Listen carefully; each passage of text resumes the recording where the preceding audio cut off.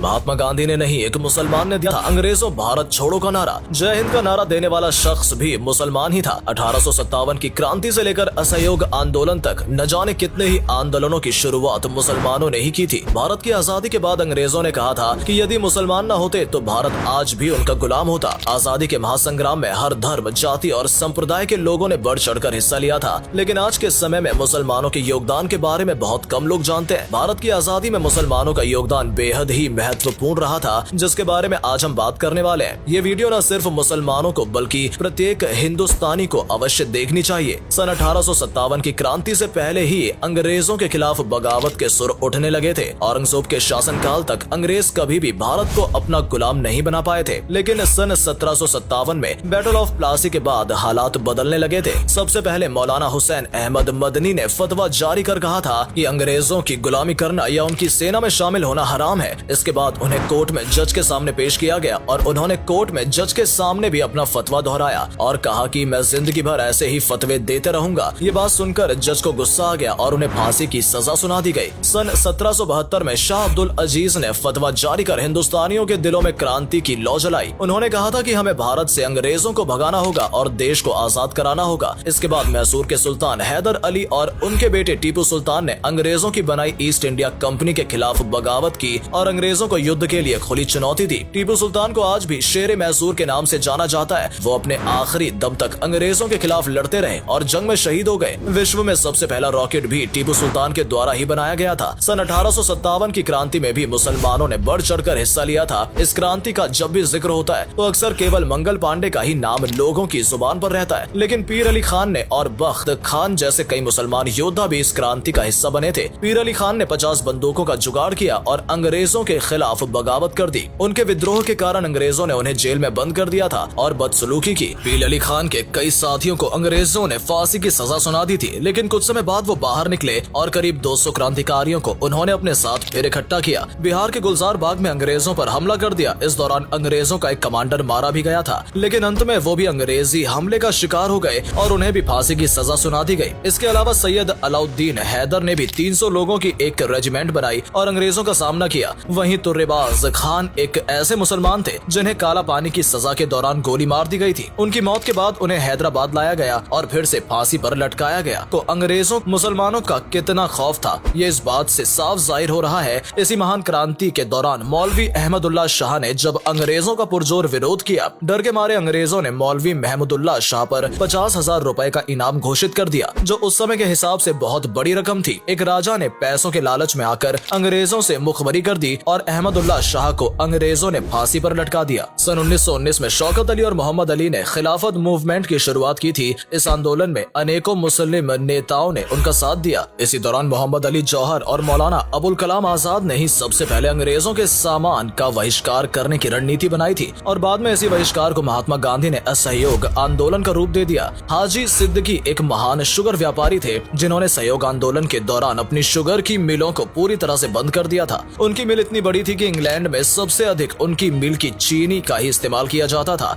भगत सिंह को जब फांसी की सजा सुनाई गई थी तो उनका केस लड़ने वाले बैरिस्टर आसिफ अली एक मुसलमान ही थे। कई बड़े बड़े वकीलों ने अंग्रेजों के डर से भगत सिंह का केस लड़ने से मना कर दिया था। यदि उस दौरान शोभा सिंह केस में अपनी गवाही न देती तो भगत सिंह फांसी से बच सकते थे। मुसलमानों ने भारत की आजादी के लिए कई सारे नारे दिए जिनका इस्तेमाल खूब जोरों शोरों से किया गया। महान उर्दू कवि हसरत मोहानी ने सबसे पहले इनकलाब जिंदाबाद का नारा दिया था। इन्होंने आजादी की रूपरेखा तैयार करने में भी अहम भूमिका निभाई थी। अंग्रेजों भारत छोड़ो का नारा महात्मा गांधी ने नहीं बल्कि सबसे पहले यूसुफ मेहर अली के द्वारा दिया गया था। इन्होंने ही साइमन कमीशन का विरोध करते हुए साइमन गो बैक का नारा भी दिया था। आज के समय में पढ़ाया जाता है कि जय हिंद का नारा सुभाष चंद्र बोस ने दिया था, लेकिन जय हिंद का सबसे पहला नारा आबिद हसन सफरानी ने दिया था। कानपुर के रहने वाले अजीमुल्ला खान ने सबसे पहले मादरे वतन भारत की जय का नारा दिया था। बाद में कुछ सांप्रदायिक लोगों ने इस नारे में माता शब्द जोड़ दिया था। अजीमुल्ला खान ने ही भारत के लिए राष्ट्रीय गीत लिखा था जिसके बोल कुछ इस प्रकार हैं। इसकी रूहानियत से रोशन है जग सारा, ऊपर बर्फीला पर्वत पहरेदार हमारा। इसके अलावा सारे जहां से अच्छा हिंदुस्तान हमारा जैसा शानदार गीत लिखने वाले प्रसिद्ध शायर मोहम्मद इकबाल भी एक मुसलमान ही थे। इतना ही नहीं, भारत के तिरंगे का जो स्वरूप आज हमें देखने को मिलता है उसे हैदराबाद की मुस्लिम महिला सुरैया तैयब जी ने के द्वारा तैयार किया गया था। इन्होंने पिंगली वेंकैया द्वारा डिजाइन किए गए शुरुआती तिरंगे में बदलाव कर चरखे की जगह बीच बीच में अशोक चक्र बनाया था। सैयद शहनवाज अहमद कादरी की किताब लहू बोलता है में विस्तार से वर्णन किया गया है कि भारत की आजादी में मुसलमानों का कितना बड़ा योगदान रहा है। अंग्रेजों ने भारत के क्रांतिकारियों को सबक सिखाने के लिए काला पानी की जेल का निर्माण कराया था। इस जेल में सजा पाने वाले सबसे ज्यादा कैदी मुसलमान ही थे। बहुत से अन्य धर्म के लोगों ने इस सजा से बचने के लिए अंग्रेजी अधिकारियों को माफीनामे लिखे, उनकी गुलामी स्वीकार की और यहाँ तक की मुखबरी भी की, लेकिन मुसलमानों ने कभी भी अंग्रेजों के साथ सौदा नहीं किया। सन 1919 में रॉवलेट एक्ट के विरोध में जब जलियांवाला बाग में लोग इकट्ठा हुए थे और जनरल डायर ने वहां आकर अंधाधुंध फायरिंग शुरू कर दी थी, तो उसमें भी सैकड़ों की संख्या में मुसलमान शहीद हो गए थे। भारत की आजादी की लड़ाई में इंडियन नेशनल कांग्रेस सबसे बड़ी पार्टी के रूप में उभर कर सामने आई थी। इस पार्टी में 9 बार मुसलमान अध्यक्ष बने थे। साथ ही मुस्लिम लीग ने भी अंग्रेजों को खदेड़ने में अहम भूमिका निभाई थी। सन 1857 में उत्तर प्रदेश में दारुल उलूम देवबंद की स्थापना की गई थी।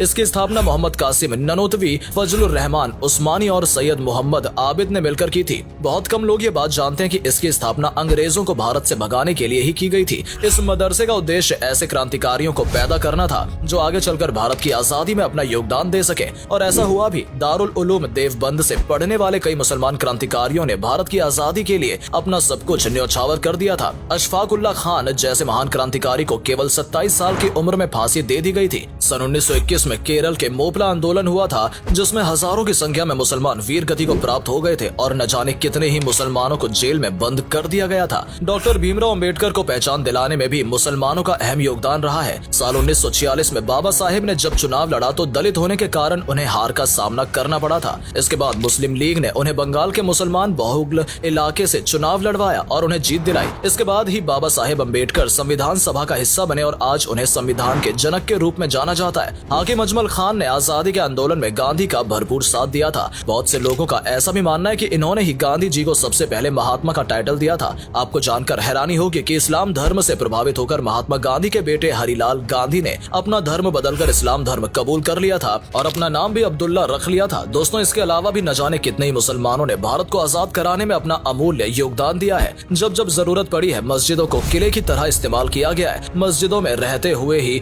बहुत से लोगों ने आजादी की जंग लड़ी। आज भारत जिस मुकाम पर खड़ा है, उसमें मुसलमानों का अहम योगदान रहा है। उम्मीद करते हैं कि आप भी मुसलमानों के अमूल्य योगदान के बारे में समझ गए होंगे। अगर आपको ये वीडियो अच्छी लगी हो और इससे कुछ नया सीखने को मिला हो तो इसे लाइक करें और अधिक से अधिक शेयर करें। आज के लिए इतना ही दोस्तों, आपसे फिर मिलेंगे एक नई वीडियो के साथ। तब तक के लिए धन्यवाद।